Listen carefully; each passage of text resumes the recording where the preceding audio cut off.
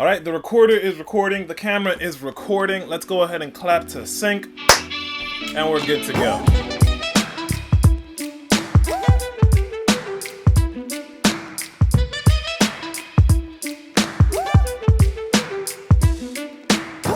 What is up, guys? My name's Israel, and today I'm here to talk about how I go about editing my photos when I'm on the go and don't necessarily have the time to stop at a computer. This tutorial is for those people that are maybe on vacation and they don't want to bring their laptop with them, or maybe for the people that don't even have a computer at all. I know there are a lot of people who do almost everything exclusively on their smartphone. So throughout this tutorial, you'll learn a streamlined way to edit your photos on the go and get them on your social media platforms as quick as possible.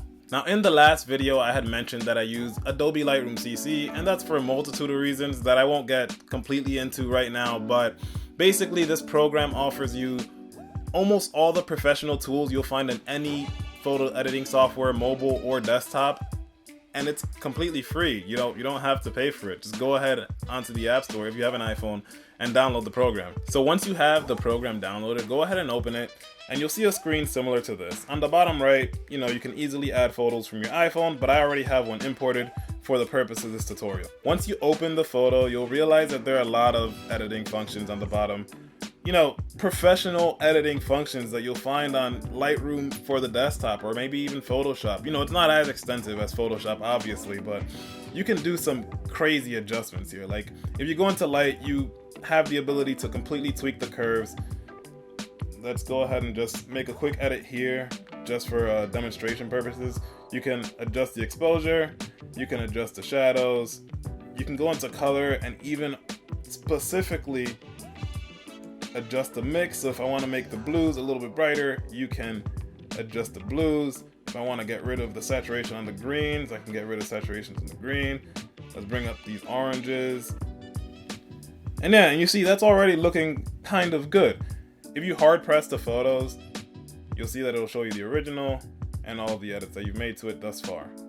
And once you're done making all your changes, on the top, the little square with the arrow pointing up, you can press that, press save to camera roll, and then maximum available, and it'll go ahead and export the photo onto your iPhone so you can access it through your camera roll and post it wherever you want to post it. Now, that's one quick way to edit your photos, but I'm going to show you something that's even a little bit faster, and that's using presets. One of the reasons Lightroom CC is, in my opinion, the greatest mobile editing program is because it allows you to use presets that you've made on your desktop and use them on your smartphone. Once you have some presets downloaded to your phone, you'll see that editing photos becomes just that much faster.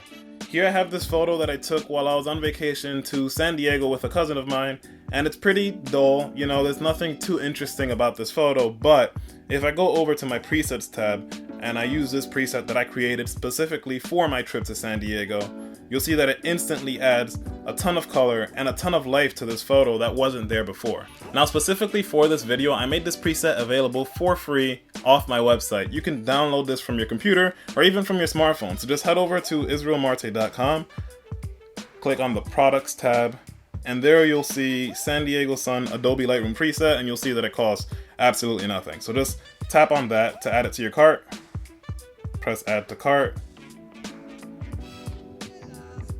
and then you can go to checkout.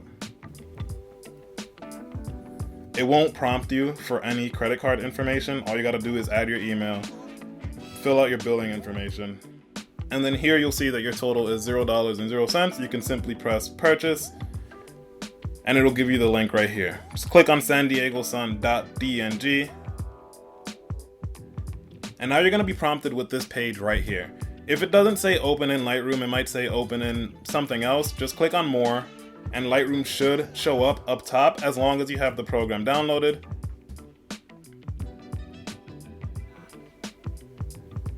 And now you'll see that the photo I have just shown you guys will show up on your phone. From here, go ahead and press on the three dots on the top right corner of your screen. Click on Create Preset. Now for preset group, you're going to want to go ahead and create a new preset group.